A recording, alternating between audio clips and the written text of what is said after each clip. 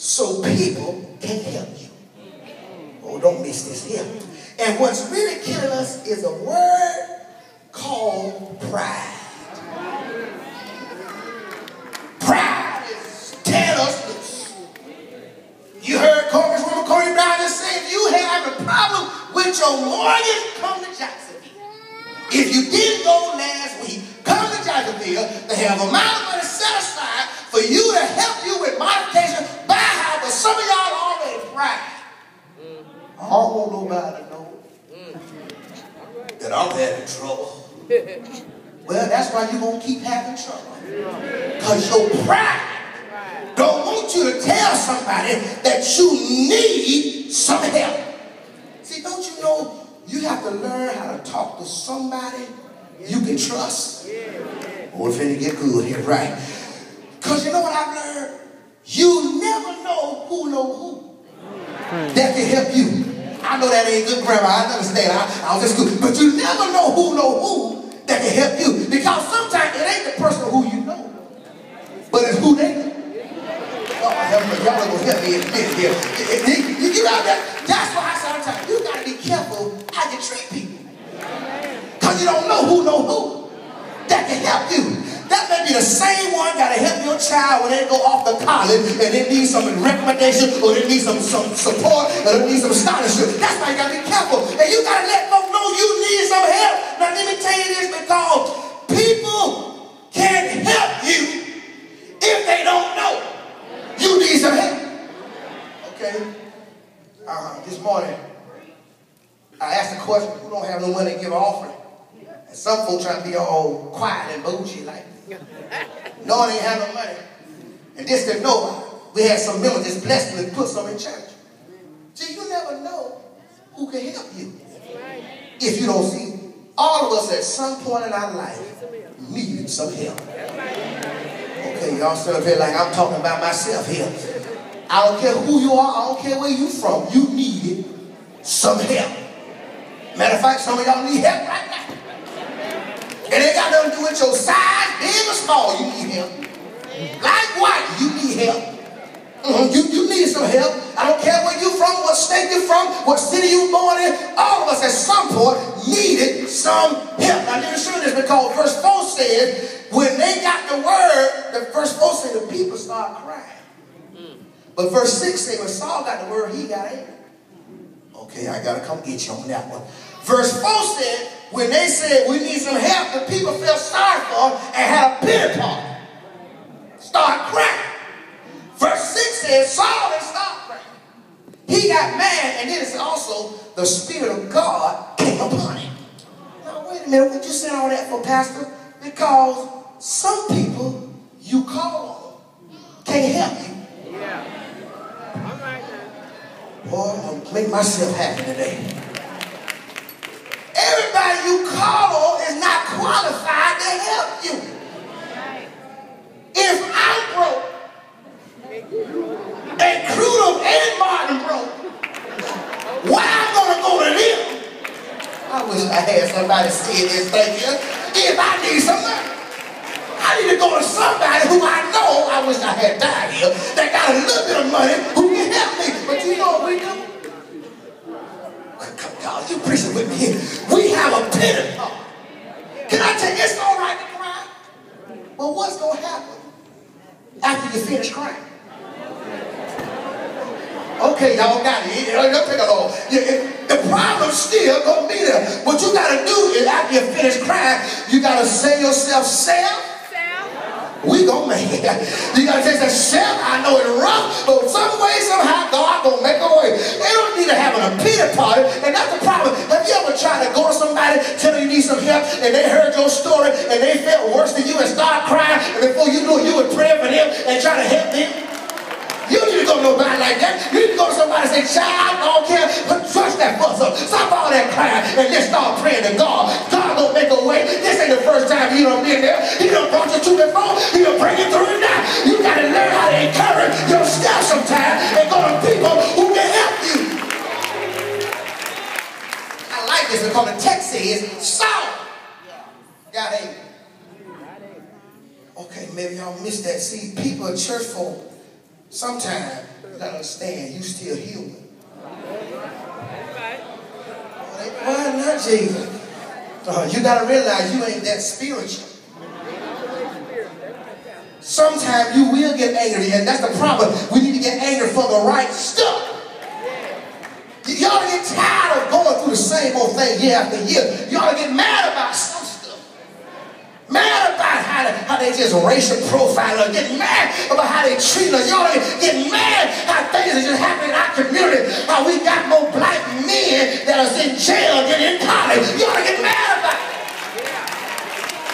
You ought to get mad how we just going and doing and going through the motion and nobody's getting saved. Nobody's life is changing. Nobody's trying to do right and live right. You ought to be mad about that. But we let stuff just go on back. We ain't gonna be all right pretty soon and lying back. No, y'all be mad. Saul got mad. But let me tell you, although he got mad, the text said the Spirit of God came upon him. See, that's the problem. When you let the Spirit of God come upon you, he'll tell you how to handle every situation. Oh, I wish I had time to preach like I feel. He would tell you how to handle the situation. But now the first thing I told you, you got to understand about the information. But you got to understand, too, expectation. But I want to show you the second thing here.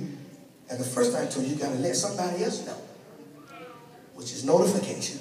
But now I want to show you the second thing, which is information from others. Look at verse 9. The text says they got the message that by this time, tomorrow, help is on the way. Now here go the information. That's why you can't give up too soon. Because when you know what the Lord can do, he will use others to bless you. Okay, maybe y'all ain't got it yet. Y'all ain't got it. See, God don't bless us. He just don't drop out the air to bless us. What he do, he touch other people to bless you. And when you know that God is in the miracle business, when you know that God is a God that is a way out of no way, when you know that God is a God who will always be there, you know that this information to other people will be a blessing not only to you, but to other people too. You know, I learned sometimes you don't go through for you. Sometimes God will let you go through to show somebody else. If he did it for you, he can do it for them. And here it is. Because let me tell you what helped me with this text. I told you information from other people. You got to be careful because other people will be the one to bless you. But I told you, you got to be careful how you treat people. I was looking at this movie. I love Tyler Perry movie. I looked at this one movie he had called Diary of a Mad Black Woman. Okay. I hope y'all seen that. I hope y'all seen it. You know what I'm talking about. This movie is so powerful here. That this movie is so powerful. I like the way it starts off kind of upsetting me. Because this brother, he's married to this lady, and he gets, because he want to date somebody else, and he gets his wife and he drags her out the house. Literally drags her by her hair. I wish y'all saw the movie. He drags her out the house and he throws her out and he starts dating this Hispanic girl. He started dating this Hispanic girl, and you gotta see the movie, very funny. But in the meantime, he was an attorney. And he goes to court. In the middle of it, he goes to court and he's representing a friend of his who was on trial for dealing in drugs. The friend got charged guilty, and the friend said, I told you to get me off, and he turns and shoots the man that drags his wife out the house. Now he's on life support. His girlfriend, who's a Hispanic girl, wanted him to pull the plug. I wish I had time. I ain't got time. But his wife say, I'm still the wife. I may be out the house, but I'm still the wife. And what I want you to do, you keep him on life support, and she keeps him on life support, and he comes around. Now notice here, she had every right to leave. She had every right to move move on. But in her spirit, and she knows to do the right thing, she takes care of him, even though he just dragged out the house, he dogged her out, but she still took care of him. Can I come get y'all as I get to Miami here? Be careful how you treat your brother, your sister, your neighbor, your co-worker, your friend, your church member, because they may be the same one that'll wipe you when you can't wipe yourself. They may be the same one that'll give you a glass of water, that'll cook you some dinner, and I'm going to tell you, God bless you through other people. I'm out of here.